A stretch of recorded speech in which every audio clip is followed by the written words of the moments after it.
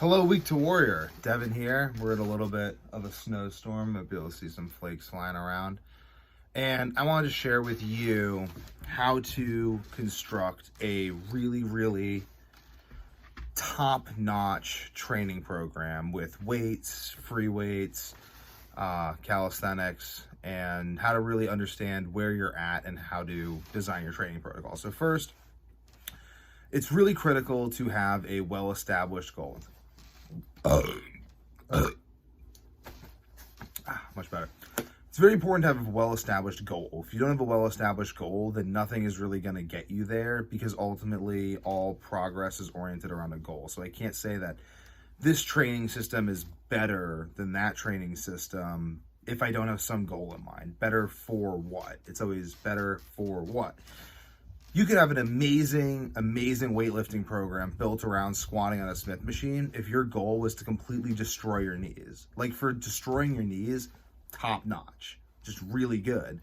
If your goal is to build athleticism, that's a terrible program. So you always have to be very clear on what it is you're trying to do and where you are. So I think my number one thing that I think everyone should kind of have as a goal is to be really strong within natural ranges of human motion. And I orient that strength and the acquisition of that strength around fighting. So I'm always really focusing on fighting. If I was trying to just be strong for rock climbing, it's going to look different. If I'm trying to be strong for strongman, that's going to look different, because that's all kegs and lifting kegs and stuff. So my strong is always strong for fighting.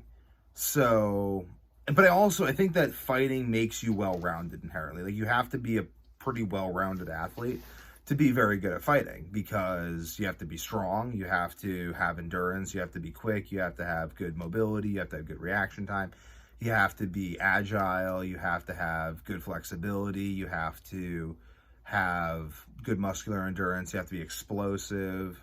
All these things you have to be a good fighter. So I like fighting for that reason. Also, it's just really useful, because if anyone ever tries to kill me, they're not gonna succeed. So haha, it's always fun. But you have to kind of like orient it around a goal. So strength in what way? So let's just say you don't really have a goal, you're not trying to fight. Then what is strong? People will chase certain numbers, and I think that actually can be helpful. So like, people chasing like the 1,000-pound club, I think that's actually a good goal, getting your powerlifting total up to 1,000 pounds, where you have your deadlifting 400 pounds, squatting 350, benching 250. That's strong. It's good. I think that's honestly a decent goal. Like, get your deadlift up to 400 pounds, get your squat up to 350 pounds, and get your bench or weighted dip equivalent up to 250 pounds. I think it's a great goal. It's a very good goal to have. And I think that like numbers like that are kind of necessary. So if you haven't, let's just divide everyone up into two groups. So let's say you haven't hit like 1,000-pound total yet. That's a good goal to have. So you could do weighted dip equivalent. So basically add weight until you hit about 250 pounds. Add a little bit more, because like your arms aren't really being lifted, but then add a little more than your body weight. But that's a good goal. It's a good goal to have. So if you have hit that, I think the goal should be mobility. If you haven't hit that, I think the goal should be to hit that, because you can't really, I think it's a little silly to focus on being mobile before you're even strong.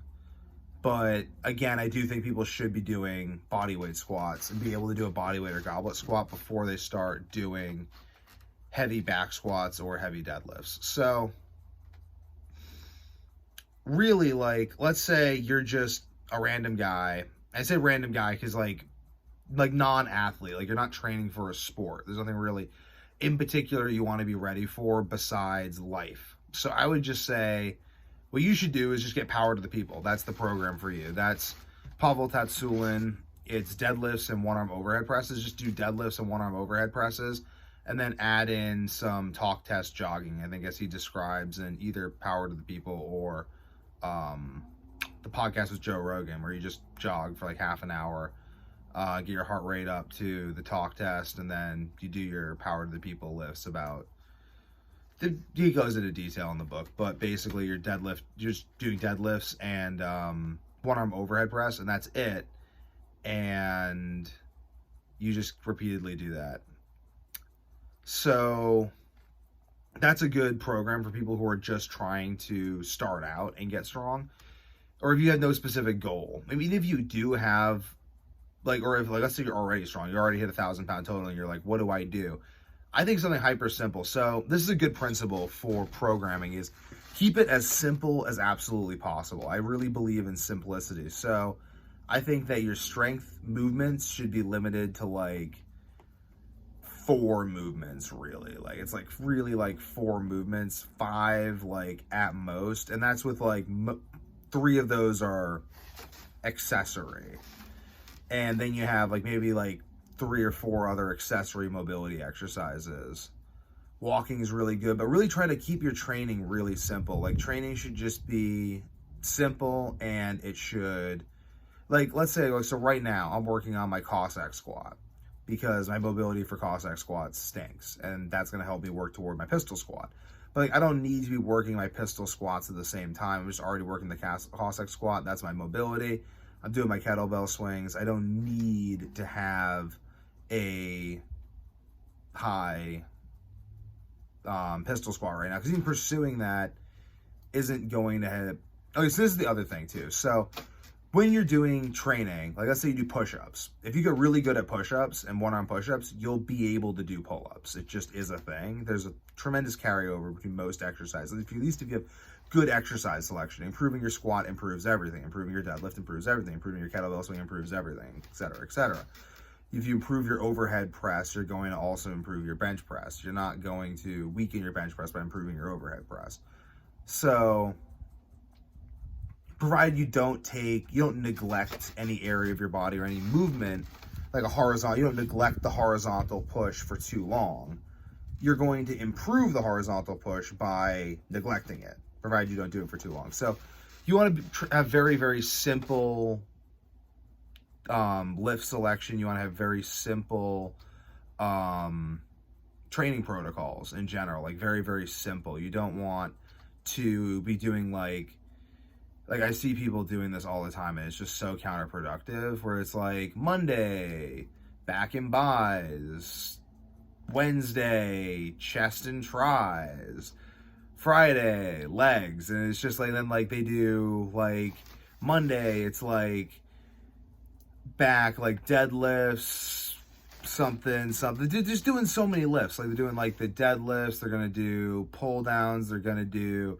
curls, they're going to do like cable curls, they're going to do preacher curls, they're going to do like all these different things for back and buys. And then on Wednesday they do all these things for chest and tries, and then on Friday they do all these things for legs. And what would be a better program I've seen work really well is someone just did the power lifts. They just do Monday deadlifts and bench press, to like Wednesday squats, Friday like bench press.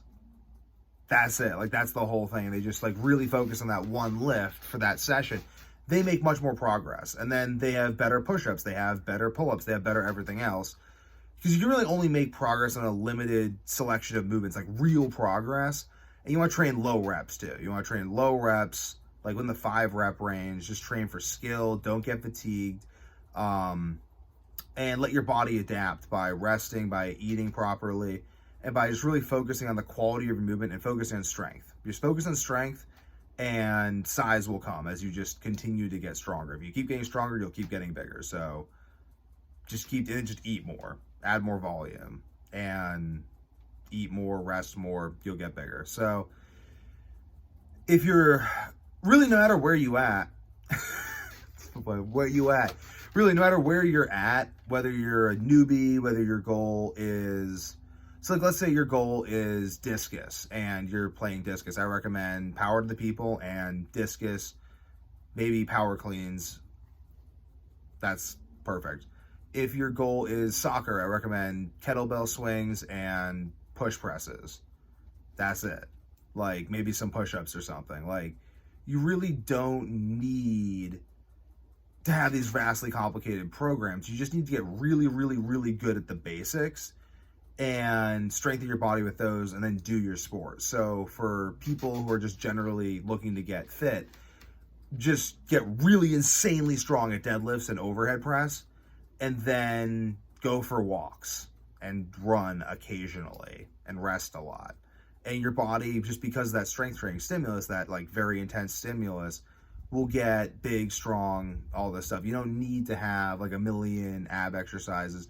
Even if you do ab exercises, if you're doing deadlifts like really properly, you don't even need to exercise your abs. I recommend it, but you don't need to, because your abs will get strong on their own.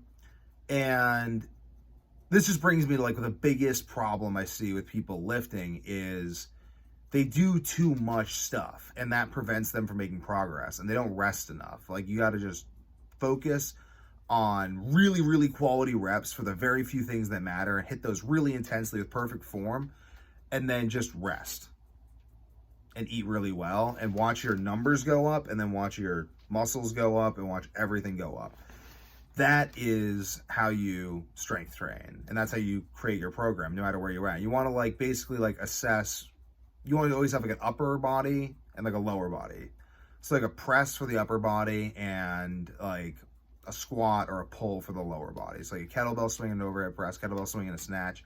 You could only snatch, squats and one-arm push-ups, squats and push-ups. You can add pull-ups, that's fine, but I think push-ups are more holistic than pull-ups in some ways. But this is just how you program it. You want to keep it simple, and you want to just focus on quality. So let's say you squats and push-ups. You get your squats to the point where you're doing like perfect pistol squats and perfect one-arm push-ups. You're going to be in such great shape. All these people are going to be like, oh, your exercise selection. Oh, like, but you have perfect form while you're doing the exercise. That's perfect form everywhere else. And like, let's say your back is weak. Maybe add back bridges and focus on back bridges for a while. You want to like know where you're at. Like if you have a real weakness, you have to work on that weakness first. But work on it like within the framework I'm describing, which is like simple exercise selection, quality, focus on intensity, rest a lot, and like always focus like free weights, barbells, kettlebells, or body weight, and always kind of favor more body weight or weighted body weight type exercises, simply because they favor natural human movements. And for that same reason, always avoid machines, because machines just aren't natural. It's not a natural human movement. It's the same movement for everyone, which isn't the movement for you because you're different. So the barbell, kettlebell, all these things adapt the movement to us. We take this instrument and adapt it to us. Machines really reduce that to like nothing. And body weight is like the highest expression of that. So this is why body weight gives such great athletic benefits, and machines give like no athletic benefits, because athleticism is strength in relation to your own body. And on that note, I'm going to wrap up. Done. Subscribe for more.